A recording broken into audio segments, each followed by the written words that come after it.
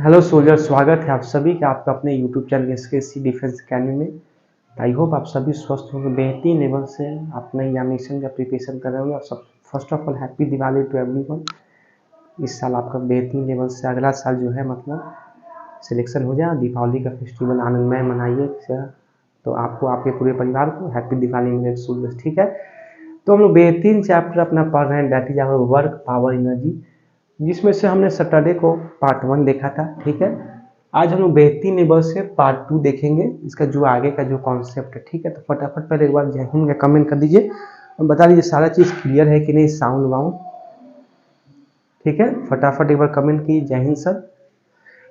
और एक बार सब वीडियो को जितना हो सके फटाफट इसको लाइक कर दीजिए और शेयर कर दीजिए हर जगह पे। संतोष सर आ गए हैं जबरदस्त लेवल पे जलवा दिखाने के लिए। फिजिक्स का बेहतरीन लेवल से हम लोग अपने कंटेंट कंसेप्ट को पढ़ने, डेडिकेशन है आपके एग्जाम के लिए, ठीक है। जो भी आपका एग्जाम, एयरफोर्स, नेवी, जो भी, उसमें बेहतरीन जो है वर्क पावर एनर्जी जो है उससे 2 क्वेश्चन आपका श्योर आता है, ठीक है।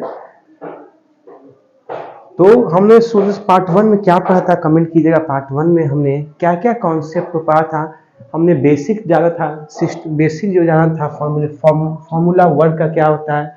फिर टाइप्स ऑफ वर्क पे हमने डिस्कस किया था कि वर्क कितने टाइप्स के होते हैं, ठीक है।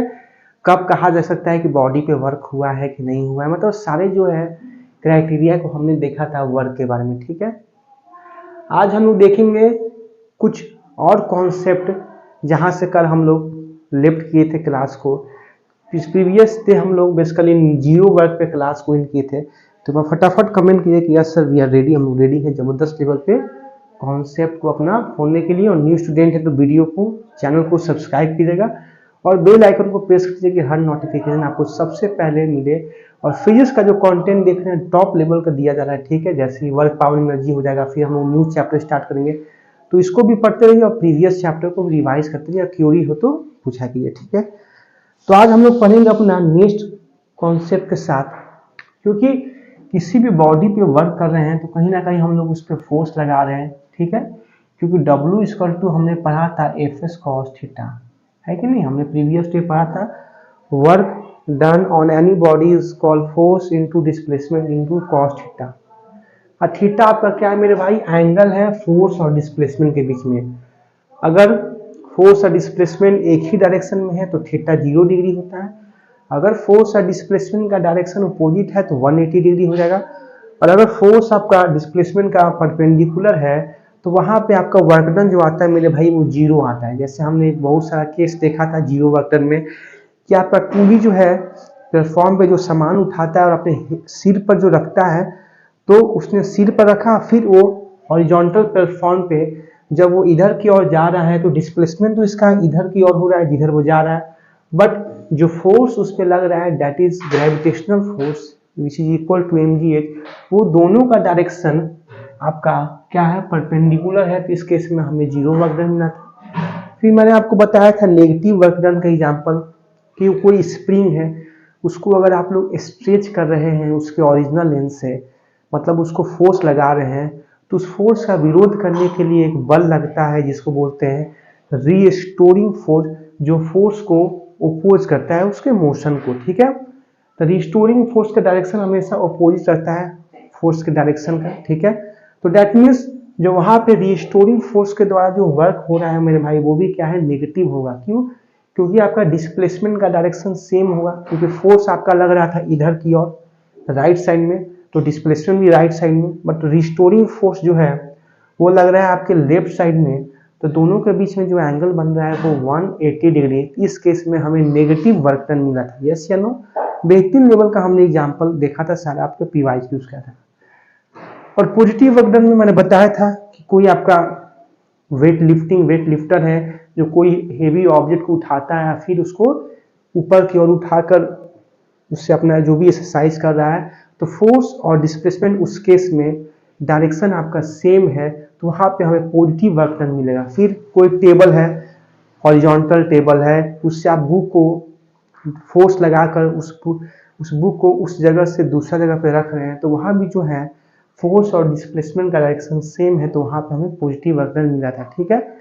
तो डैट मीन्स ये कहना है कि जो वर्क डन है वो कहीं ना कहीं यही इसी चीज पर डिपेंड करता है कि उस ऑब्जेक्ट पे फोर्स किधर लग रहा है, उस पर डिस्प्लेसमेंट किधर लग रहा है, और कितना एंगल का फॉर्मेशन हो रहा है आपके बल और विस्थापन के बीच में, तब जाके आपका वर्क जो बेसिकली कहा जा सकता है किसी बॉडी पे वर्क हुआ है। ठीक है कि नहीं। आज हम लोग पढ़ेंगे, हमने ये आपको चीज पढ़ा भी दिया था कि आपका फोर्स जो है, जब हम लोग पढ़ रहे थे न्यूटन्स लॉ ऑफ मोशन में, तो हमने बताया था कि फोर्स का जो है एडवांस कॉन्सेप्ट में आपको डिस्कस किया था कि कंजर्वेटिव फोर्स किसको बोलते हैं, कंजर्वेटिव फोर्स। ये बात सारे बच्चे कमेंट करें क्योंकि हमने चीज पहले ही पढ़ चुका है, तो इसीलिए तो आप प्लीज बताइए। दो तरह का फोर्स हमने पढ़ा था इसको।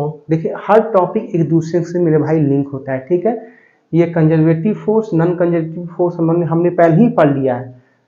सारे बेहतरीन लेवल से हमने क्लियर किया था। देखिए अगर आपने उसको बेहतरीन लेवल से पढ़ा हुआ तो समझने में आपको आसानी होगी।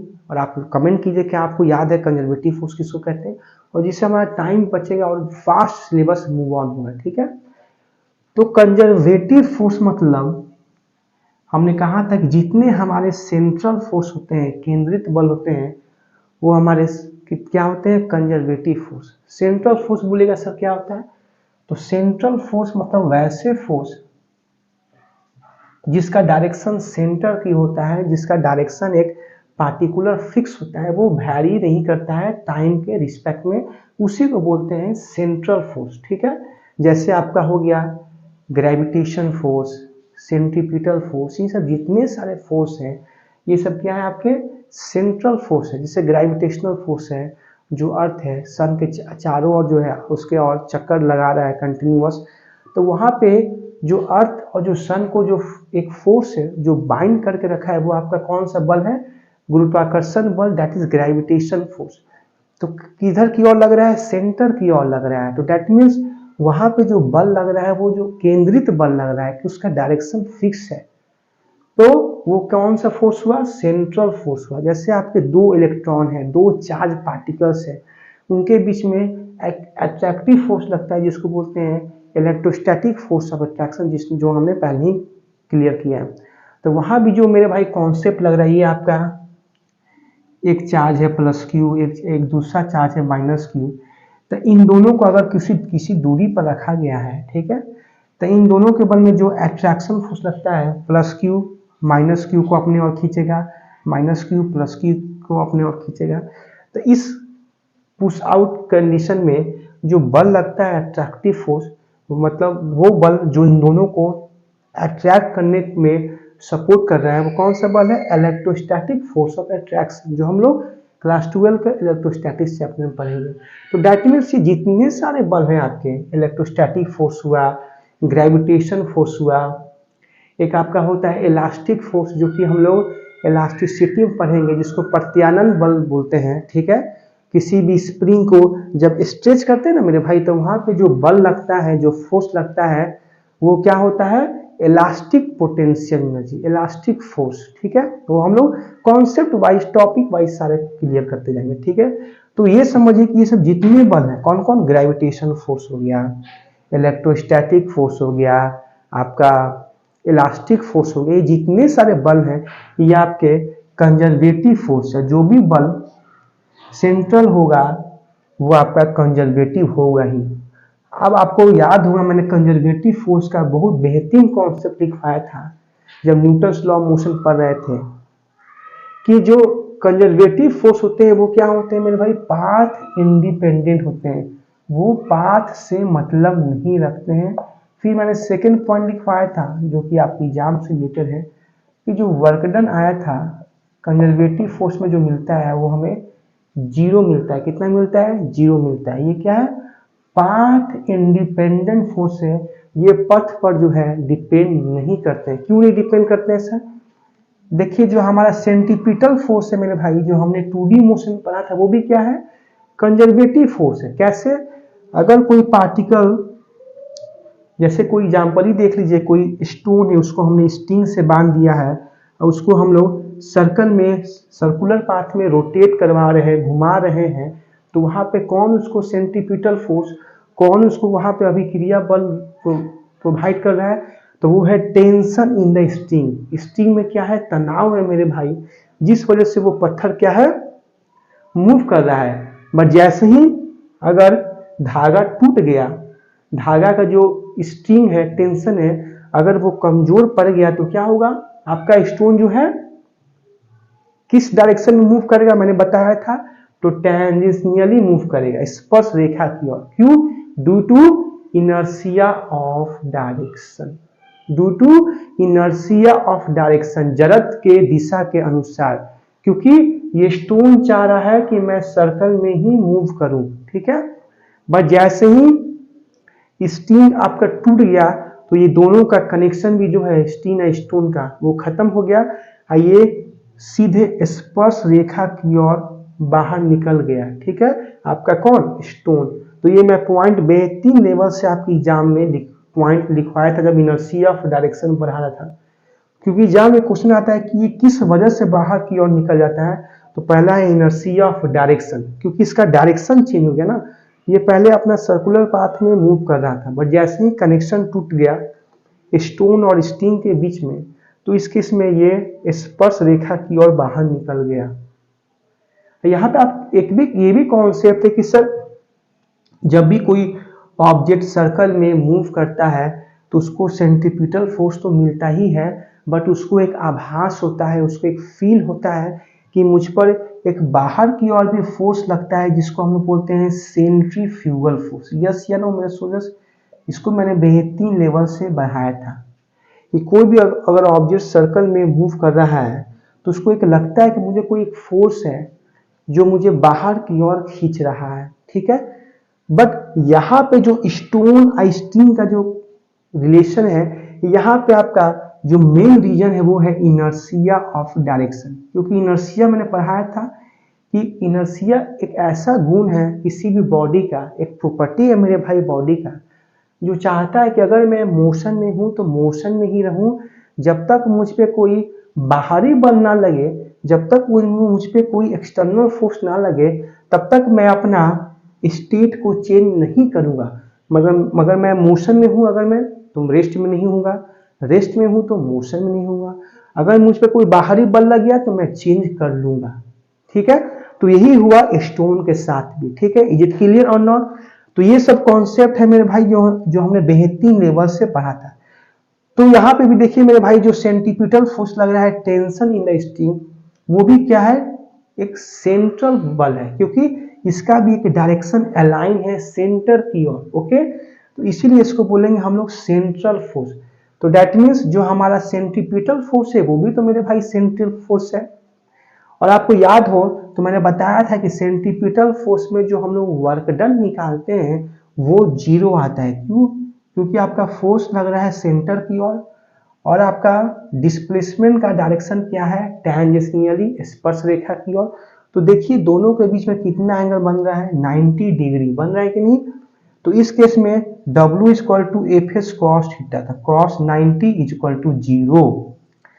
तो इसीलिए हम लोग बोलते हैं कि आपका ये जितने सारे फोर्स हुए, ग्रेविटेशनल फोर्स हुआ, इलास्टिक फोर्स हुआ, आपका इलेक्ट्रोस्टैटिक फोर्स हुआ, ये सब जितने फोर्स है मेरे भाई, ये आपके क्या है, सेंट्रल फोर्स है। और जितने सेंट्रल फोर्स होते हैं वो कंजर्वेटिव फोर्स होते हैं, वो संरक्षण बल होते हैं, ठीक है। उसका जो वर्क डन होता है मेरे भाई वो जीरो होता है, आप देख भी लिए। तो कॉन्सेप्ट को मैंने आपको रिकॉल भी करवा दिया, हालांकि ये मैंने सारा आपको पढ़ाया हुआ है न्यूटन्स लॉ ऑफ मोशन में, एक्स्ट्रा कॉन्सेप्ट देखिए, उसका कॉन्सेप्ट हमें इस चैप्टर में सीखने को मिला, रिकॉल करने को मिला। फिर आप बोलेगा सर इसको भी थोड़ा एक्सप्लेन कर दीजिए, ये कैसे कंजर्वेटिव फोर्स पाथ पर इंडिपेंडेंट है। मतलब कहने का ये मतलब है, ये इस पे डिपेंड नहीं करता है कि आप किस रास्ता से आए हैं, ठीक है, वही उसका कहने का मतलब है। ये पाथ इंडिपेंडेंट है, इस पे डिपेंड नहीं करता है आप किस रास्ता से आए। जैसे कोई भी ऑब्जेक्ट है सर्कल में मूव कर रहा है, तो देखिए जब वो एक पॉइंट से जब वो किसी पॉइंट से शुरू किया तो वो इसी पाथ को रिपीट कर रहा है कि नहीं। मतलब इस पॉइंट पर अगर शुरू किया तो अगर वो कंप्लीट सर्किल पूरा करेगा तो फिर वो इसी पॉइंट में आएगा कि नहीं। तो दैट मीन्स जहां से शुरू किया अपना मोशन वहीं पे आके रुक गया। तो इस केस में उसका डिस्प्लेसमेंट क्या होगा, आप बोलिएगा सर जीरो। तो जब डिस्प्लेसमेंट ही जीरो है तो वर्क डन का क्या फॉर्मूला होता है, एफ एस कॉस थीटा। जब डिस्प्लेसमेंट ही जीरो है तो वर्क डन कैसे आएगा। तो हर कॉन्सेप्ट मेरे भाई डिस्प्लेसमेंट डिस्टेंस जो हमने 1D में पढ़ा है या 2D में पढ़ा है, तो हर चैप्टर देख रहे हैं, आगे के चैप्टर में भी हमें बहुत हेल्पफुल मिल रहा है। ठीक है, तो दैट मीन्स ये पाथ का इंडिपेंडेंट है। जैसे आपने देखा ग्रेविटेशन फोर्स, जो अर्थ है सन के अराउंड चारों ओर जो है अपना चक्कर काट रहा है, तो देख रहे हैं अपने हर पाथ को एक कंप्लीट साइकिल के बाद रिपीट कर रहा है कि नहीं। आप बोलेगा बिल्कुल सर, एक फिक्स पीरियड ऑफ टाइम में अपने पाथ को कंटिन्यूअस जो है अर्थ है सन के ऑर्बिट के चारों ओर अपने पाथ को, उसके पाथ को रिपीट कर रहा है। तो दैट मीन्स उसका डिस्प्लेसमेंट क्या हो जाएगा, जीरो हो जाएगा। तो दैट मीन्स वो पाथ इंडिपेंडेंट फोर्स है। कौन, कंजर्वेटिव फोर्स हमारे।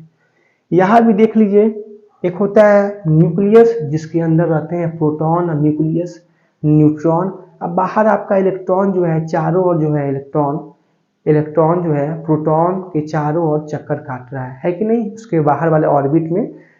तो कौन सा ऐसा वहां पे फोर्स है जो इलेक्ट्रॉन और प्रोटॉन को बांध के रखा है, मतलब किस वजह से इलेक्ट्रॉन जो है प्रोटॉन के अराउंड मूव कर रहा है, क्योंकि इलेक्ट्रॉन का नेगेटिव चार्ज है, प्रोटॉन का पॉजिटिव चार्ज, तो दोनों के बीच में ऑब्वियसली सी बात है एट्रैक्टिव फोर्स होगा। फिर सेकंड पॉइंट, कोई भी अगर पार्टिकल्स सर्कुलर मोशन कर रहा है तो वहां पे कोई उसको अभिक्रिया बल की जरूरत पड़ेगी, तो वहां पे कौन उसको अभिक्रिया बल मिल रहा है, that is attractive force. Electron को अट्रैक्टिव फोर्स मिल रहा है जिस वजह से वो प्रोटॉन के चारों ओर जो है चक्कर काट रहा है, उसके पाथ को रिपीट कर रहा है, और वही अट्रैक्टिव फोर्स इलेक्ट्रॉन और प्रोटॉन को बांध कर रखा है। ठीक है, तो वहां भी आप देखिएगा इलेक्ट्रॉन जो है कंटिन्यूअस पाथ को रिपीट कर रहा है कि नहीं, फिक्स पीरियड ऑफ टाइम में। तो वहां भी जो स्टार्टिंग पॉइंट है मेरे भाई और फाइनल पॉइंट वो सेम है कि नहीं। आप बोलिएगा बिल्कुल सर, तो वहां भी डिस्प्लेसमेंट जीरो और पाथ इंडिपेंडेंट है।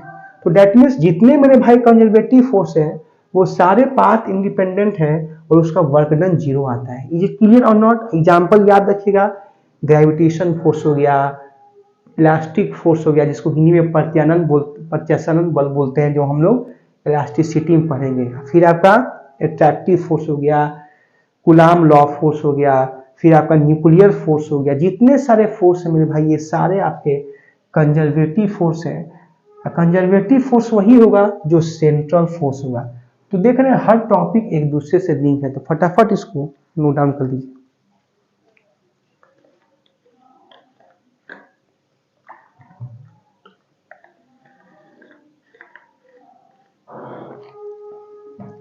आपके एग्जाम में यही क्वेश्चन आ रहा है कौन सा ऐसा फोर्स है जो कंजर्वेटिव फोर्स है, बस यही।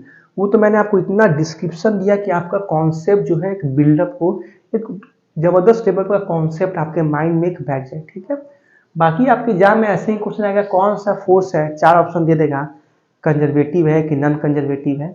तो अब आपका कंजर्वेटिव फोर्स समझ में आ गया होगा। अब दूसरा आपका है नॉन कंजर्वेटिव फोर्स। तो नाम से क्लियर है, इसका रिवर्स कर दीजिए। नॉन कंजर्वेटिव फोर्स में आपका वर्क डन जीरो नहीं आएगा। और पहले दूसरी बात, ये आपका नॉन कंजर्वेटिव फोर्स ये आपका पाथ पर डिपेंडेंट होगा। कौन होगा, पाथ पर डिपेंड करेगा। कौन, नॉन कंजर्वेटिव फोर्स क्या करेगा मेरे भाई, पाथ पर डिपेंड करेगा।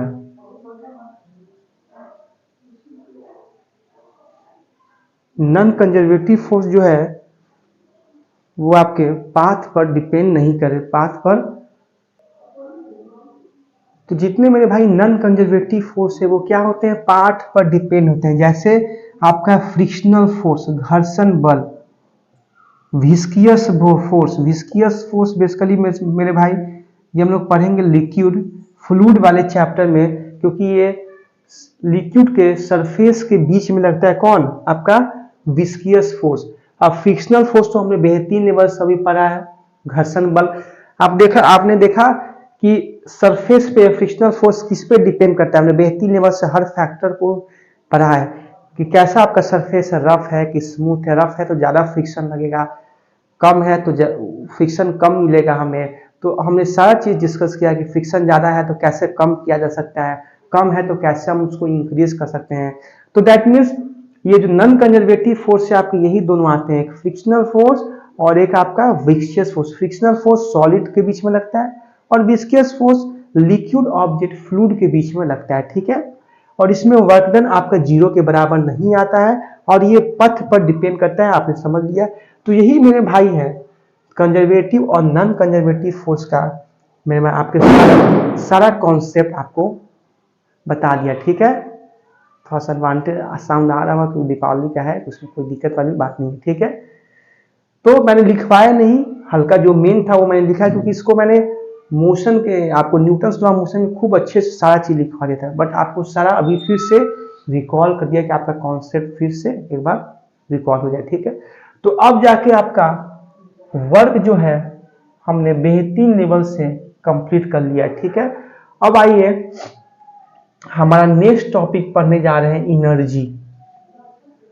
नेक्स्ट टॉपिक क्या पढ़ने जा रहे हैं, एनर्जी। वर्क में जितना कॉन्सेप्ट हो सकता था बेसिक टू एडवांस कॉन्सेप्ट सोल्डर्स हमने डिस्कस कर लिया, ठीक है। अब हम लोग पढ़ेंगे अपना next concept that is energy. ऊर्जा क्या है, कार्य में हमने कार्य पढ़ लिया जी। अब इससे बेसिक को इससे ज्यादा कोई कॉन्सेप्ट आपके एग्जाम में नहीं टच करेगा, यही से क्वेश्चन फंसेंगे, ठीक है। तो आइए अब हम लोग नेक्स्ट टॉपिक पढ़ेंगे एनर्जी।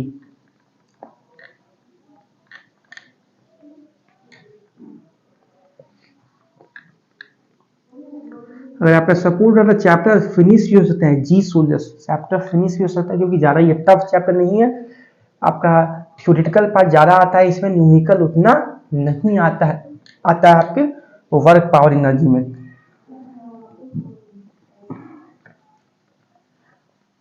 हेडिंग डाल दीजिए एनर्जी।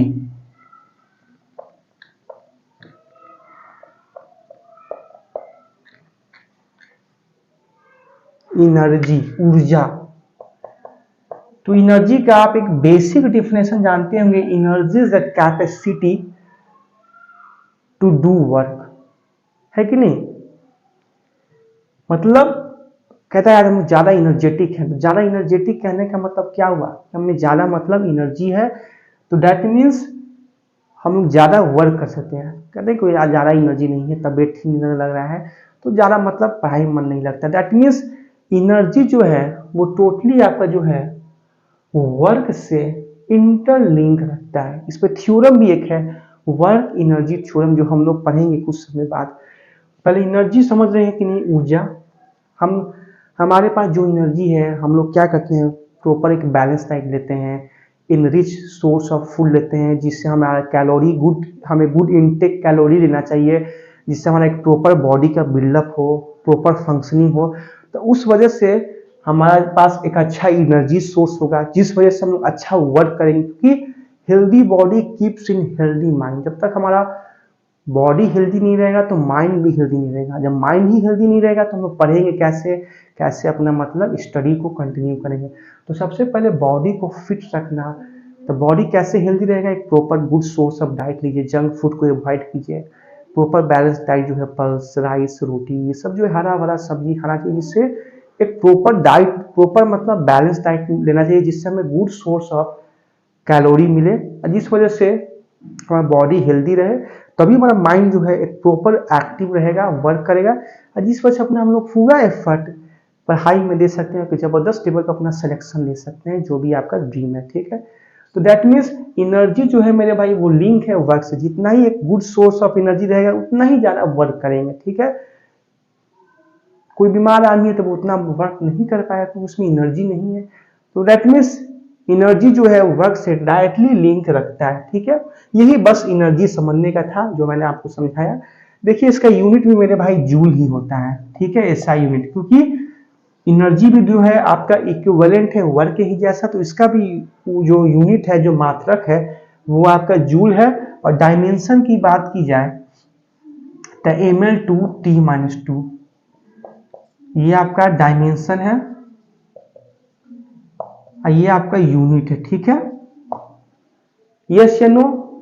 फिर मैंने तो आपको प्रीवियस टाइम में लिखवा ही दिया था, कॉमन यूनिट का कन्वर्जन सिखा दिया था। एक अर्ग में 10⁻⁻7 जूल, एक न्यूटन में 10⁻⁴ 5 डाइन। फिर एक और लिख लीजिए, एक कॉमर्शियल यूनिट होता है 1 किलोवाट आवर इक्वल टू, ये क्वेश्चन आपके एग्जाम में आया हुआ क्वेश्चन है स्टूडेंट्स, बहुत बार repeated, very very favourite question of your exam. कोई भी एग्जामिनर हो ये क्वेश्चन जरूर टाइप कर देता है एक नंबर में। एक दे देता है 3.6 इंटू 10⁶, कोई में दे देगा ऑप्शन 36। अगर ये ऑप्शन नहीं रहेगा तो इसके जगह पे एक और दे देगा 36 इंटू 10⁵, डेसिमल अगर हट गया तो दैट मीन्स किलोवाट आवर जो है मेरे भाई, ये भी आपके इस एनर्जी का कॉमर्शियल यूनिट होता है। क्या बोलते हैं? Commercial unit. जो आपके मीटर जो घर में बैठे रहते हैं इलेक्ट्रिक मीटर, तो जो मीटर रीडिंग वाला आता है तो वो सब जो है इसी में बेसिकली मेजरमेंट होता है। ठीक है, तो दैट मीन्स किलोवाट बेसिकली क्या हो गया मेरे भाई, एक तरह का ये पावर का बेसिकली सिंबल है, पावर का यूनिट वाट है जो हम लोग पढ़ेंगे किलोवाट, क्योंकि 1 किलोवाट में 1000 वाट होता है। ठीक है, तो जो आपके इलेक्ट्रिकल जो मीटर होते हैं वो सब का जो यूनिट होता है वो इसी सब में आता है, फिर हम लोग उसको जूल में बदलते हैं। ठीक है, तो यही सब जो है ये मेरे भाई एनर्जी का कॉमर्शियल यूनिट बोलते हैं। 1 kWh किलोवाट, ये आपका आवर क्या है, टाइम का यूनिट है। ठीक है, और किलोवाट क्या है आपका पावर का यूनिट है। पावर का बहुत यूनिट होता है, वाट होता है, किलोवाट होता है, मेगावाट होता है, हमें बस उसे बदलना रहता है। जैसे 1 किलोवाट में 10⁻³ वाट, 1 मेगावाट में 10⁶ वाट, तो ये सब लोग वाट जो होते हैं ये पावर का यूनिट होता है बेसिकली। ठीक है, किलो लग गया है, इस किलो वाट को अगर वाट में बदलिएगा तो 10⁻³ से आपको मल्टीप्लाई करना पड़ेगा। और आवर है, आवर को आप सेकेंड बदलना है तो 3600 से आपको 3600 से आपको मल्टीप्लाई करना पड़ेगा। तो तब जाके आपको इसका ये फॉर्मूला आपको देखने का मिलेगा 3.6 इंटू 10⁶ जूल, क्योंकि किलोवाट को आपने बदल दिया वाट में और आवर को बदल दिया सेकंड में। तो ये भी जो वाट इंटू सेकंड जो होता है मेरे भाई, ये भी एनर्जी को ही कहते हैं, जूल को। जूल में जो हम लोग रिप्रेजेंट कर रहे हैं वाट इंटू सेकंड, क्योंकि आगे जाके आप फॉर्मूला पढ़िएगा पावर बराबर W/T, तो W equal to power into T. अब पावर का यूनिट वाट और टाइम का यूनिट सेकंड, तो हो गया कि नहीं, watt into second unit of work done. और जो वर्क डन का जो यूनिट होता है वही एनर्जी का होता है। तो हर कॉन्सेप्ट जो है अपने में एक दूसरे से लिंक रखते हैं। तो ये सब जो मैंने बताया, जो अभी यूनिट मैंने बोला, 1 किलोवाट में 10⁻³ वाट, 1 मेगावाट में 10⁶ वाट, तो ये सब क्या है आपके एग्जाम के लिए वेरी वेरी इंपॉर्टेंट है। ये सब पूछ लेता है आपके कोस्ट गार्ड डीवी हुआ या नेवी SSR AA हुआ, MR हुआ, तो ये सब, फिर एयरफोर्स एक्स में भी पूछ दिया था, बहुत बार रिपीटेड क्वेश्चन, एनडीए में बहुत बार पूछा जा चुका है। 1 किलोवाट में 1 kWh में कितना जूल होते हैं, तो ये सब आपके क्वेश्चन फेवरेबल क्वेश्चन है आपके एग्जाम से। ठीक है, तो एनर्जी से यही आपके कॉन्सेप्ट है। ठीक है, बेसिक कॉन्सेप्ट। अब आइए कुछ एडवांस कॉन्सेप्ट पढ़ा जाए, कुछ एनर्जी का कैसे ट्रांसफॉर्म होता है मेरे भाई, कैसे एनर्जी जो है एक फॉर्म से दूसरे फॉर्म में ट्रांसफॉर्म होते हैं, आइए उसको थोड़ा सा सीखा जाए। ठीक है, क्योंकि एनर्जी का हमने बेसिक कॉन्सेप्ट देख लिया, अब आइए ट्रांसफॉर्मेशन ऑफ एनर्जी पढ़ा जाए। यहां तक क्यूरी है तो आप पूछ सकते हैं, हेडिंग डाल दीजिए ट्रांसफॉर्मेशन ऑफ एनर्जी।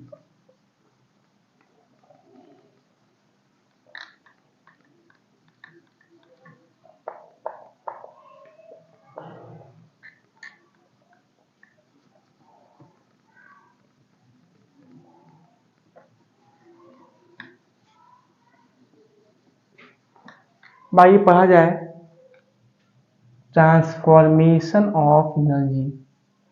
एनर्जी कैसे आपको ट्रांसफॉर्म होते हैं। जैसे आपके घरों में जो बल्ब लगे रहते हैं वो क्या होते हैं, जैसे आप लोग स्विच ऑन करते हैं तो आपने क्या किया, स्विच जैसे ऑन किया तो आपने उसमें इलेक्ट्रिसिटी प्रोवाइड किया, और फिर जब वो बल्ब ग्लो किया तो एक हीट, एक लाइट एनर्जी दिया। तो दैट मीन्स जो आपके बल्ब है, इलेक्ट्रिक बल्ब, वो इलेक्ट्रिकल एनर्जी से लाइट एनर्जी में कन्वर्ट हो रहे हैं। तो आप देख सकते हैं कि कैसी एनर्जी जो है एक फॉर्म से दूसरे फॉर्म में कन्वर्ट हो रहा है। यस या नो? तो यही सेंस है, यही हम लोग पढ़ेंगे। जैसे आपका इलेक्ट्रिक बल्ब हुआ, इलेक्ट्रिक बल्ब में कौन सी एनर्जी ट्रांसफर होता है, इलेक्ट्रिकल एनर्जी से हमें क्या मिलता है, light plus light and heat energy. जैसे हम लोग उसको इलेक्ट्रिसिटी देते हैं तो वो लाइट और हीट देता है, प्रकाश और ऊष्मा देता है, ठीक है। तो यही देख रहे हैं, ये एनर्जी ट्रांसफॉर्म हो रहा है एक फॉर्म से दूसरे फॉर्म। ये आपके एग्जाम में आते हैं क्वेश्चन कि which energy is convert in this device या दैट डिवाइस, ऐसे। फिर आपका सेकेंड इलेक्ट्रिक मोटर, ये सब समझिए कि एग्जाम के ही हम लोग पॉइंट को डिस्कस कर रहे हैं। इलेक्ट्रिक मोटर में क्या होता है हम लोग पढ़ेंगे, जब हम लोग पढ़ेंगे आपका, अभी आपने क्लास 10 में पढ़ा होगा एसी करंट जब पढ़ रहे होंगे तो जनरेटर, इलेक्ट्रिक मोटर, डायनेमो, सारा आपने कॉन्सेप्ट पढ़ा होगा। नहीं तो हम लोग जब ईएमआई पढ़ेंगे तो उसमें हम लोग डिस्कस कर दूंगा, मैं आपको बता दूंगा। तो इलेक्ट्रिक मोटर में क्या होता है मेरे भाई, एक ऐसा रेक्टेंगुलर आपका, ऐसे एक मिनट, आपका एक आर्मेचर कॉइल होता है। क्या होता है, एक आर्मेचर आपका, एक आपका आर्मेचर जो है कॉइल लगा रहता है, इसके बगल में दो आपके मैग्नेट के पोल्स रहते हैं, नॉर्थ पोल साउथ पोल। फिर यहाँ पे आपका कॉम्यूटेटर रहता है, स्लिप रिंग रहता है। और फिर हम लोग इसको, इस आर्मेचर कॉइल जो रेक्टेंगुलर कॉइल के शेप में हम इसको करंट देते हैं, तब जाके ये करंट जो है इस पूरा कॉइल में मूव करता है, फ्लो करता है, ठीक है। तो यहाँ पे इलेक्ट्रिक मोटर में क्या होता है कि जो हम लोग इलेक्ट्रिक दे रहे हैं इस कॉइल में, उसी इलेक्ट्रिक एनर्जी से वो मैकेनिकल एनर्जी में बदल रहा है। मैकेनिकल जो मतलब जो ये काम कर रहा है, क्योंकि हमने जैसे ही इलेक्ट्रिसिटी दिया तो कॉइल में एक मोशन आ गया, उस एक उसमें एनर्जी का सेटअप हो गया जिसको बोलते हैं काइनेटिक एनर्जी, हम लोग आगे पढ़ेंगे। तो जिस वजह जैसे हमने इसको करंट दिया, करंट फ्लो हुआ, तो ये क्या हुआ, कॉइल में भी एक रोटेशन आने लगा, जिस वजह से जो है मैग्नेट के पोल्स जो है इसके अराउंड अट्रैक्ट होने लगे। तो ये बहुत तरह का जो है इलेक्ट्रिक मोटर के जो है आपका कि हाफ सर्किल में क्या होता है, इसका डायरेक्शन बदल जाता है। वो हम लोग बहुत कॉन्सेप्ट बढ़ते जाएंगे अगर डीप में हम लोग चल रहे हैं तो, कि जैसे करंट फ्लो किया तो ये जो कॉइल है ए बी, कोई भी नाम नहीं, ये जो कॉइल का जो ये साइड है इधर आ जाता है, फिर इस साइड इधर आ जाता है ड्यूरिंग हाफ टर्निंग, फिर अगले हाफ टर्न में, क्योंकि जब इसमें हमने करंट दिया तो जब करंट दे रहे हैं तो देखते हैं कि कुछ समय के बाद ये साइड इधर आ जाता है, फिर अगले हाफ टर्न में इधर का साइड इधर आ जाता है। तो डेट मीन्स बहुत तरह की इसमें फेनोमेना देखने को मिलता है। एक इलेक्ट्रिक मोटर एक अलग ही चीज होता है, हम लोग पूरा उसका प्रिंसिपल जानते हैं, जानेंगे कंस्ट्रक्शन क्या है, वर्किंग प्रिंसिपल क्या है, सारा अपने क्लास 10 में पढ़ा हुआ। तो इलेक्ट्रिक मोटर भी क्या है मेरे भाई, एक इलेक्ट्रिकल एनर्जी है जो कि मैकेनिकल एनर्जी में कन्वर्ट हो रहा है। फिर आपका थर्ड डायनेमो, डायनेमो जिसको हम बोलते हैं मेरे भाई जनरेटर। जनरेटर देखते होंगे शादी ब्याह में जनरेटर चलता है, तो हुई पूरा जो जनरेटर होता है उसका भी जो सेटअप होता है मेरे भाई ऐसा ही टाइप का होता है, ठीक है। बस यहाँ पे मेरे भाई क्या अंतर होता है कि इसमें जनरेटर में हम लोग बैटरी नहीं लगाते हैं, इसमें हम लोग करंट को इंड्यूस करते हैं। बहुत तरह का जनरेटर होता है, एक डीसी जनरेटर होता है, एक आपका एसी जनरेटर होता है, ठीक है।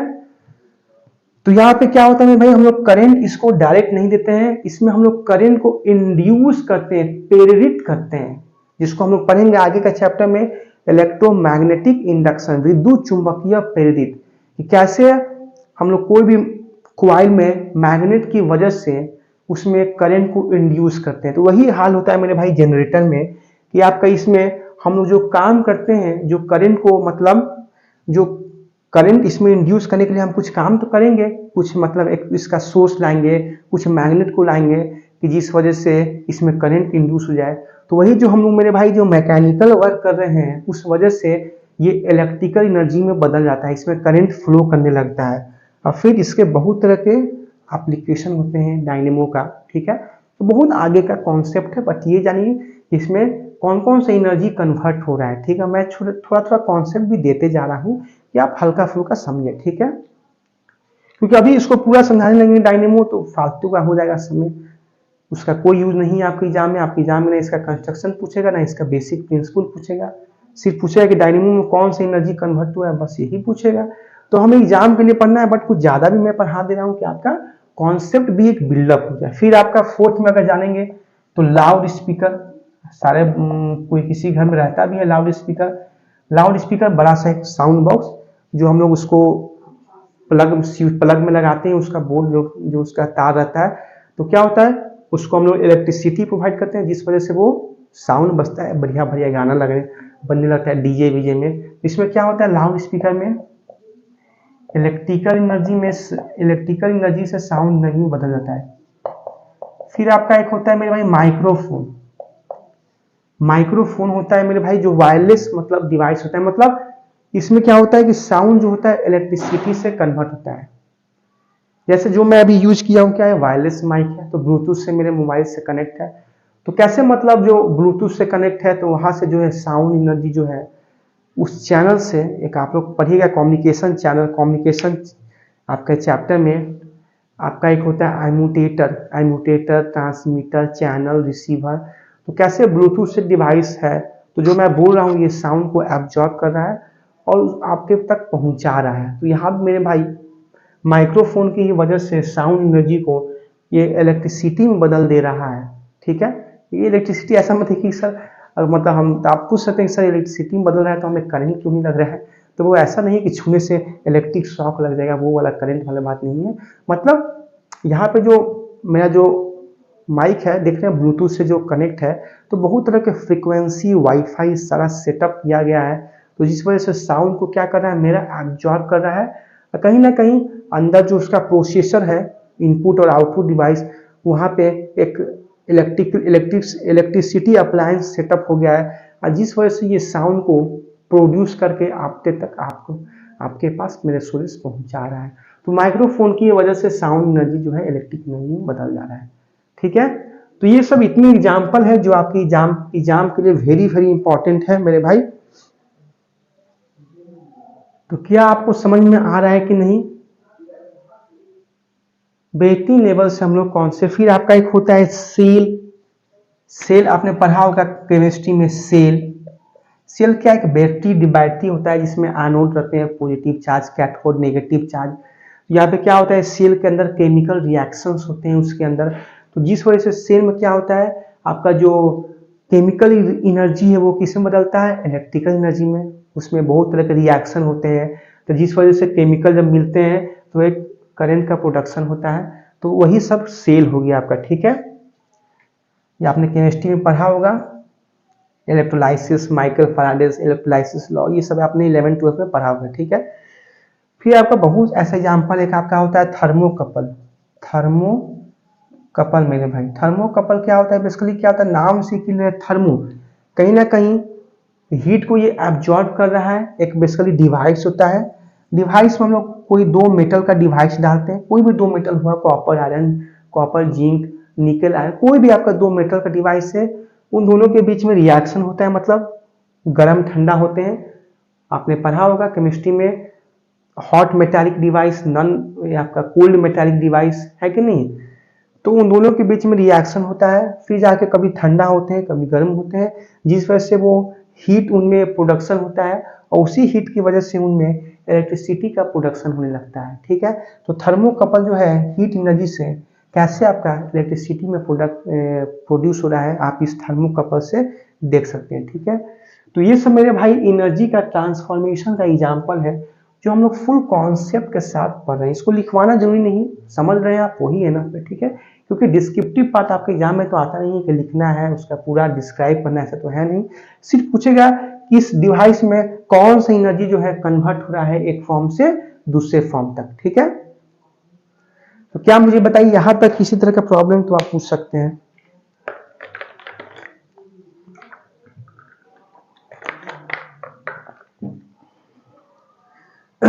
फिर आपका हुआ मेरे भाई इलेक्ट्रिक हीटर। अब विंटर का सीजन आ गया था, आप लोग हीटर घर में जलाते ही होंगे, तो हीटर को क्या करते हैं हम लोग स्विच में लगाते हैं, उसका जो प्लग रहता है, तो जैसे उसमें इलेक्ट्रिसिटी का फ्लो होने लगता है, करंट फ्लो होने लगता है, तो उस करंट के फ्लो की वजह से क्या होता है मेरे भाई आपको क्या मिलता है हीट मिलता है, गर्मी मिलता है कि नहीं, हीट और लाइट भी देता है। इलेक्ट्रिक जो रॉड रहता है वो पानी का एग्जाम्पल ले सकते हैं, emulsion rod, electrical water rod जिससे हम लोग गर्म करके नहाते हैं, और ये इलेक्ट्रिक हीटर से जिससे हम अपने ठंडा शरीर को गर्म करते हैं, है कि नहीं। तो ये इलेक्ट्रिक हीटर मतलब बहुत डिवाइस को यार आप मेरे मान सकते हो। फिर आपका एक हो गया photoelectric cell. Photoelectric cell, इस फोटो इलेक्ट्रिक सेल में हमें क्या देखने को मिलता है कि जो जितने इसके डिवाइस होते हैं, सोलर डिवाइस होते हैं, ये सब क्या होते हैं, सन के जो रेडिएशन है, जो लाइट है, उससे चार्ज अप होते हैं। और फिर जब इन्वर्टर जब मतलब लाइट कर जाता है तो यही सोलर सेल, इसी सब का हम लोग डिवाइस यूज करके लाइट जो है हमारे घर में आ जाता है। ठीक है, मतलब लाइट कर जाता है तो इसी की वजह से आपका बल्ब जो है जलने लगता है। अब ना इन्वर्टर आ गया, जिसके घर में कोई आदमी जो है यही सब चार्जेबल बैटरी रखता है, तो उसमें किसका डिवाइस यूज होता है, आपका फोटो इलेक्ट्रिक सेल का डिवाइस होता है। ये एक चैप्टर ही है फोटो इलेक्ट्रिक इफेक्ट, जो हम लोग बेहतरीन लेवल से पढ़ेंगे। इसका हर कैसे सन से जो है लाइट आता है, फोटोन आता है अपने साथ ऊर्जा लेकर, फिर मेटल सरफेस पे पड़ता है तो कुछ उसका भाग एनर्जी ऊपर की ओर रेडिएट हो जाता है, और कुछ उस सरफेस में ही रह जाता है, तो कुछ उसमें वर्क डन निकालेंगे। हर चीज पढ़ेंगे मेरे भाई जब हम लोग पढ़ेंगे फोटो इलेक्ट्रिक इफेक्ट। ठीक है, तो इतना एग्जाम्पल आपके लिए इनफ है एनर्जी ट्रांसफॉर्मेशन को समझने के लिए। ठीक है, अगर ये समझ लिए तो कमेंट कीजिए, तो हम लोग अब नेक्स्ट टॉपिक पढ़ना की और मूव ऑन करें, जो कि वेरी वेरी इंपॉर्टेंट है हमारा work energy theorem. Work energy theorem, गति ऊर्जा सिद्धांत क्या होता है। ठीक है, work energy theorem.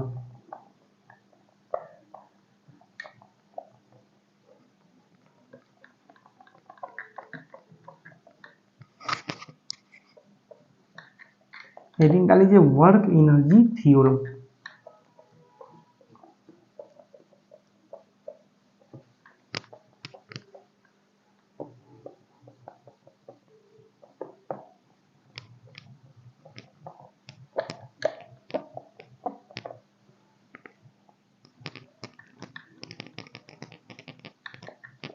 Work energy theorem,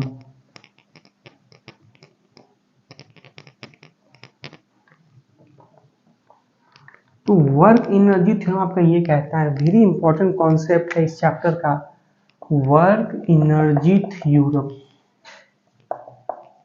work energy theorem, ठीक है, तो वर्क एनर्जी थ्योरम ये हमें ये बताता है कि कोई भी अगर बॉडी है या कोई ऑब्जेक्ट है तो उस पर वर्क कर रहे हैं, तो दैट मीन्स उस पर वर्क करने के लिए हम लोग उस पर कोई फोर्स लगाते हैं। आप बोलेंगे बिल्कुल सर, बिना फोर्स लगाए हुए तो उस पर वर्क होगा नहीं। ठीक है, कि जादू से तो होगा नहीं। तो कोई भी ऑब्जेक्ट है तो उस पर फोर्स लगा रहे हैं, तभी जाके उस ऑब्जेक्ट पर क्या हो रहा है, वर्क डन हो रहा है। ठीक है, जैसे मान के चलिए ये आपके पास कोई एक छोटा ऑब्जेक्ट है। ठीक है, एक बोतल है। ठीक है, एक छोटी बोतल है आपका। ठीक है, इसको इस पे आप इसको जो है यहाँ से दूसरी जगह पे शिफ्ट करना है, तो इसके लिए आपको लगाना पड़ेगा 10 जूल का आपको वर्क करना पड़ेगा। ठीक है, कितना आपको वर्क करना पड़ेगा, इस पे 10 जूल का आपको इस पे वर्क करना पड़ेगा। फिर वही एक आपके पास बड़ा सा सोफा है। ठीक है, सोफा है, उसको जो है यहाँ से वहां तक रखना है किसी दूसरे रूम में, तो दैट मीन्स वहां पे आपको 50 जूल का वर्क करना पड़ेगा, क्योंकि इसका मास ज्यादा है, आपको ज्यादा फोर्स अप्लाई करना पड़ेगा।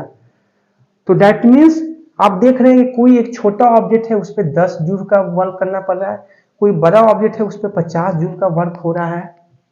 तो देख रहे हैं कि ये 10 जूल 50 जूल क्या है मेरे भाई, ये वर्क से भी आप समझ सकते हैं।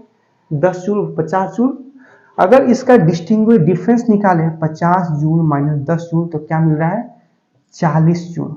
तो वर्क एनर्जी थ्योरम यही कहता है कि कोई भी ऑब्जेक्ट पे अगर हम लोग वर्क कर रहे हैं, कोई भी बॉडी हो या ऑब्जेक्ट पे उस पे वर्क कर रहे हैं, तो वो आपको काइनेटिक एनर्जी, गतिज ऊर्जा के चेंज के डायरेक्टली प्रोपोर्शनल होता है। मतलब जितना ही उसमें काइनेटिक एनर्जी में चेंज आएगा, यहाँ पे क्यों काइनेटिक एनर्जी का नाम ले रहे हैं, क्योंकि काइनेटिक एनर्जी आपका ऐसा एनर्जी है जो मोशन से एक्वायर्ड होते हैं, गति से होते हैं। ठीक है, तो जब हम किसी सामान को यहाँ से वहां रख रहे हैं, तो ऑब्वियसली सी बात है कि वो मोशन कर रहे हैं। तो मोशन कर रहे हैं तो दैट मीन्स छोटा ऑब्जेक्ट है तो इस पर हमने लगाया 10 जूल का वर्क। ठीक है, और फिर ये बड़ा ऑब्जेक्ट है, इसको हमने लगाया 50 जूल का वर्क। तो देख रहे हैं चेंज इन काइनेटिक एनर्जी, पहला जो है ऑब्जेक्ट पे हमने कितना वर्क किया, 10 जूल, और सेकेंड ऑब्जेक्ट पे कितना किया, 50 जूल का वर्क किया, क्योंकि इसका मास हेवियर है, ठीक है। तो दैट मीन्स जब आप ऑब्जेक्ट पे वर्क कर रहे हैं, उस वर्क जो है किसके डिफरेंस के इक्वल आ रहा है, काइनेटिक एनर्जी के डिफरेंस पे आ रहा है, ठीक है। 50 जूल माइनस 10 जूल 40 जूल, ठीक है। तो दैट मीन्स यही जो मतलब जितना काइनेटिक एनर्जी में जितना चेंज होगा उतना ही आप उस पर वर्क डन कीजिएगा। मतलब work done on an object by applying force is equal to change in kinetic energy. किसी ऑब्जेक्ट पर अगर आप वर्क कर रहे हैं तो वो काइनेटिक ऊर्जा के, काइनेटिक एनर्जी के चेंज के इक्वल होता है। यस या नो, यस या नो, समझ रहे हैं कि नहीं मेरे कॉन्सेप्ट को बेहतरीन लेवल से।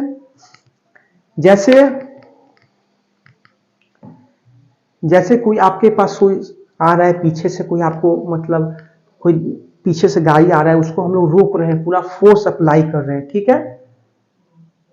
पूरा उसको हम लोग, जैसे कोई मान सपोज दैट कोई गाड़ी ही आ रहा है आगे से, बहुत फुल स्पीड में है, तो कोशिश कर रहे हैं, इमेजिन कर रहे हैं उसको पूरा हम लोग चाह रहे हैं कि ये रुक जाए गाड़ी जो है पूरा, मतलब कोई ब्रेक वेक साइड फेल हो गया, चाह रहे हैं इसको पूरा कहीं से भी फोर्स लगा के इसको रोकने की कोशिश किया जा रहा है।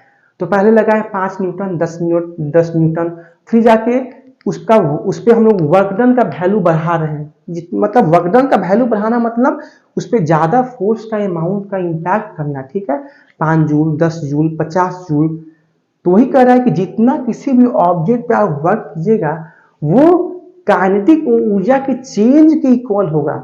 आपने पहले लगाया 5 जूल, फिर आप तुरंत उस पर लगा दिए 10 जूल, तो कितना का डिफरेंस हुआ, 5 जूल का डिफरेंस हुआ कि नहीं।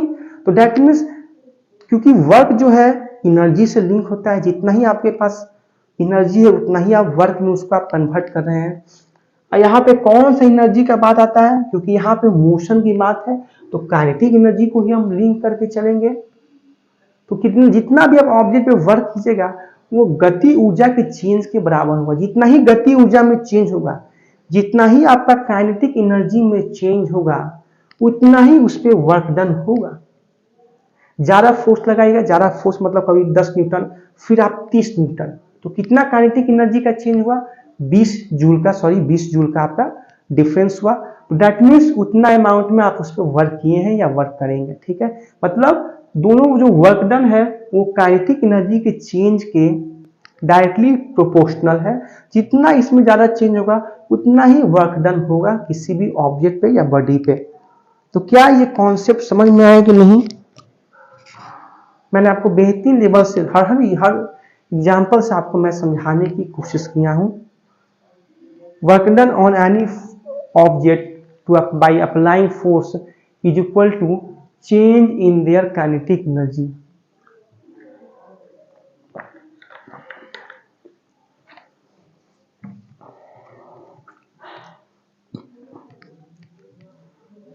बहुत तरह के एग्जाम्पल है। कोई आपके पास बड़ा अलमीरा ही है, तो बड़ा अलमीरा है तो उस पर आप 2-4 न्यूटन का बल लगा के तो आप पे फोर्स होगा नहीं, उस पर आपको ज्यादा वर्क डन करना पड़ेगा, ज्यादा ताकत लगा कर उसको पूरा डिस्प्लेस करना होगा। शुरू में आपने लगाया 20 जूल का, तब भी नहीं हुआ, फिर आप अपने मोशन को बढ़ाए, आप अपने स्पीड को बढ़ाए, मतलब ज्यादा उस पर वर्क किए। ज्यादा वर्क करने का मतलब ज्यादा फोर्स अप्लाई किए, 50 जूल का आपका वर्क डन आया।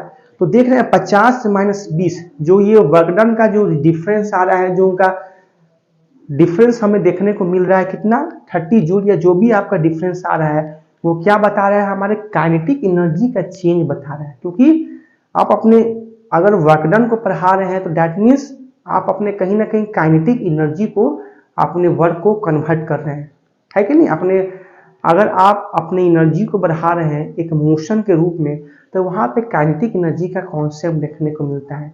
और यहाँ पे कोई बड़ा सा मीरा है, ट्रंक है, उसको अगर हमें डिस्प्लेस करना है तो डैट मीन्स हमें उस पर ज्यादा वर्क डन करना पड़ेगा। 5-10 जूल से काम नहीं चलेगा, ज्यादा वर्क डन करना पड़ेगा। तो वो ज्यादा वर्क डन करने के लिए हमें ज्यादा उस पर एनर्जी लगाना पड़ेगा। वो एनर्जी जो है काइनेटिक एनर्जी में कन्वर्ट हो जाता है ड्यू टू मोशन, और वहां पे जो उसका डिफरेंस आता है वही वर्क डन के इक्वल होता है। इज इट क्लियर और नॉट। तो क्या वर्क एनर्जी थ्योरम आपको समझ में आया कि नहीं। वर्क एनर्जी थ्योरम कि जो भी आपके वर्क डन होता है किसी भी ऑब्जेक्ट पे बाय अप्लाइंग फोर्स, वो इक्वल होते हैं काइनेटिक एनर्जी के चेंज के, जो कि वेरी वेरी इंपॉर्टेंट टॉपिक है आपके एग्जामिनेशन से देखा जाए, ठीक है। इसमें न्यूमेरिकल भी आ सकता है। और चेंज इन काइनेटिक एनर्जी का फॉर्मूला होता है हाफ एम वी स्क्वायर। तो चेंज मतलब काइनेटिक एनर्जी ऑफ इनिशियल अब काइनेटिक एनर्जी ऑफ फाइनल, तो half M V two square minus half M V one square, यही वर्क डन का formula हो गया। क्योंकि change in kinetic energy, change मतलब फाइनल माइनस इनिशियल, फाइनल उसका velocity v2 है, इनिशियल उसका वेलोसिटी v1 है। मास तो सेम ही रहेगा, मास तो चेंज करेगा नहीं, वेलोसिटी का ही अंतर है। पहले आपने उस पर ज्यादा वेलोसिटी से उसको वेलोसिटी लगाकर आपने उस पर वर्क किया, फिर आगे जाके उसका वेलोसिटी मतलब पहले आपने उस पर वेलोसिटी कम लगाया, फिर आगे जाके आप वेलोसिटी का मैग्नीट्यूड बढ़ा दिए, तो यही जो डिफरेंस आया मेरे भाई, यही वर्क डन के इक्वल आया, W equal to del of change of kinetic energy, ठीक है। तो क्या वर्क एनर्जी थ्योरम आपको समझ में आया कि नहीं? ये जो मैंने एग्जांपल दिया था 50 मैंने 10, ये तो बेसिकली आपको समझाने के लिए दिया, बट जो आप चेंज निकालेगा वो इसी फॉर्मूला से निकालेगा, ठीक है। आपका ये बेहतरीन न्यूमेरिकल का एक पार्ट बन जाता है, ठीक है। अब आइए नेक्स्ट कॉन्सेप्ट पढ़ लिया जाए। इतना देर से काइनेटिक एनर्जी का बात कर रहे हैं, क्योंकि हमने पढ़ा भी है शायद 1D 2D में, क्योंकि कब से ही इसका नाम आ रहा है। काइनेटिक एनर्जी को थोड़ा सा डिस्कस कर लिया जाए। काइनेटिक एनर्जी मेरे भाई वैसा ऊर्जा होता है जो मोशन से आता है। जैसे अभी मैं मोशन करूंगा तो मेरे अंदर काइनेटिक एनर्जी जो है आ जाएंगे, ठीक है। क्योंकि ये भी क्या है, एनर्जी का ही एक फॉर्म होता है। किससे वजह से आता है? मोशन की वजह से आता है। किससे वजह से? मोशन के वजह से आपका आ जाता है, ठीक है। जो समुद्र में जो लहर देखते हैं, जो वेव्स होते हैं अप डाउन ऐसे होते हैं, तो वहां भी जो मेरे भाई जो एक एनर्जी का जो क्रिएशन होता है वो भी गति ऊर्जा के, देख रहे हैं अप डाउन मोशन हो रहा है कि नहीं, अप डाउन समुद्र में जो लहर का जो ऊपर उठना फिर नीचे गिरना, तो वो भी काइनेटिक एनर्जी को ही बेसिकली शो कर रहा है, ठीक है। मतलब वैसा एनर्जी जो मेरे भाई जो मोशन से हो, the energy acquired due to motion, वो आपका क्या हो जाएगा? गति ऊर्जा हो जाएगा, जिसका फॉर्मूला आपने पढ़ा के E equal to half M V square. जैसे आपने देखा वो कोई बड़ा सा व्हील जो हम लोग पूरा उसको ऐसे घुमाते हैं, तो जो व्हील जो मूव कर रहा है रोटेटिंग व्हील, वहां भी क्या है मेरे भाई काइनेटिक एनर्जी भी आता है। आप एक चैप्टर पढ़िएगा रोटेशनल मोशन, तो उसमें एक रोटेशनल काइनेटिक एनर्जी आता है कि जो ऑब्जेक्ट है जिसमें रोटेशन की वजह से जो ऊर्जा आता है, ये हम लोग जो काइनेटिक एनर्जी पढ़ रहे हैं मेरे भाई लीनियर में पढ़ रहे हैं। किसी मतलब जो मोशन हो रहा है कहीं ना कहीं एक लीनियर में है, तो उसमें रोटेशन का सेंस हम लोग नहीं ले रहे हैं, ठीक है। बट काइनेटिक एनर्जी भी दो तरह के होते हैं, लीनियर का ये फॉर्मूला होता है हाफ एम वी स्क्वायर, एक आपका होता है रोटेशनल काइनेटिक एनर्जी जिसका फॉर्मूला होता है half I omega square, where I क्या है? मोमेंट ऑफ इनर्शिया है, ओमेगा आपका एंगुलर वेलोसिटी है। वहां पे क्या होता है? रोटेशन की वजह से उसमें मोशन आता है। जैसे आपका व्हील हुआ, डिस्क हुआ, तो वहां पे जो काइनेटिक एनर्जी उसमें जो आता है वो आपका होता है रोटेशनल काइनेटिक एनर्जी। और जब किसी एक स्ट्रेट लाइन में या एक सिंपल बॉडी में जो काइनेटिक एनर्जी की बात कर रहे हैं वो ये लीनियर काइनेटिक एनर्जी है, हाफ एम वी स्क्वायर, ठीक है।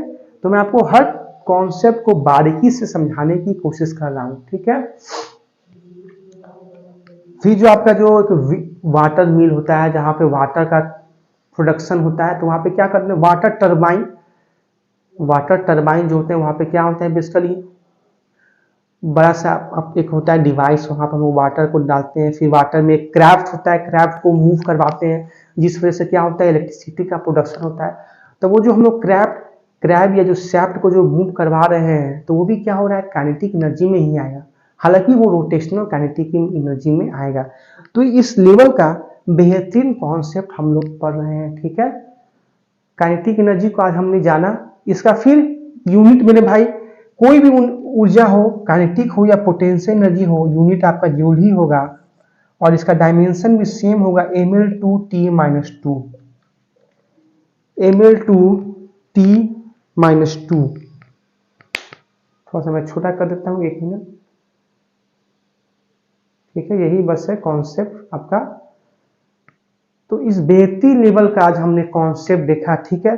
अब जब हम लोग अगले दिन मिलेंगे नेक्स्ट डे, तो हम लोग देखेंगे पोटेंशियल एनर्जी। अब हमारा बच गया है, पोटेंशियल एनर्जी देखेंगे, फिर कुछ कॉन्सेप्ट देखेंगे जो आपके एग्जाम में आया है, वो पोटेंशियल एनर्जी और काइनेटिक एनर्जी से कुछ पॉइंट वाइज लिखवाएंगे हम लोग। और फिर आपका लास्ट टॉपिक बच जाएगा आपका पावर, ठीक है। तो इस लेवल से हम लोग कल अपना चैप्टर को फिनिश करेंगे। फिर उसके बाद हमारा क्या हो जाएगा, कोलिजन एक चैप्टर है जिससे भी अच्छे खासे आपके डिफेंस एग्जाम में क्वेश्चन बनते हैं। इलास्टिक कोलिजन क्या है, इनइलास्टिक कोलिजन क्या है, फिर उसमें बहुत तरह के एग्जाम्पल से आता है कि एग्जाम्पल किसका है, परफेक्ट इलास्टिक है कि इनइलास्टिक है। उसमें बहुत तरह का कॉन्सेप्ट पढ़ेंगे, कोफिशिएंट ऑफ रेस्टिट्यूशन पढ़ेंगे। हर लेवल का कॉन्सेप्ट हम लोग अपने कोलिजन में, टकराव, कोलिजन, कोलाइड हम लोग देखेंगे, ठीक है। तो यहाँ तक बताइए किसी तरह का प्रॉब्लम है तो आप क्या है इस टॉपिक को बेहतरीन लेवल से रिकॉल कर लीजिएगा, ठीक है। जो हम आज का भी क्लास हमारा बहुत इंपॉर्टेंट था, 1 नंबर श्योर है, ठीक है। अगर मैं चाहता तो आज भी फिनिश कर सकता था, बट मैं किसी कॉन्सेप्ट को, टॉपिक को आराम से पढ़ाने की कोशिश करता हूँ कि आप अच्छे से समझें। नहीं तो वर्क एनर्जी 2 क्लास से ज़्यादा इसका पीरियड नहीं होता है, बट मैं इसको 1 दिन और ले रहा हूँ क्योंकि आज शुरू में आपने देखा कि मैंने कंजर्वेटिव फोर्स, सेंट्रल फोर्स पे ज़्यादा इम्फेसाइज दिया आपको समझाने के लिए, ठीक है, क्योंकि ये बहुत इंपॉर्टेंट बात होती है। हालांकि मैंने इसको पढ़ा भी दिया था, तब भी आपको मैं समझाया क्योंकि आपका कॉन्सेप्ट बने।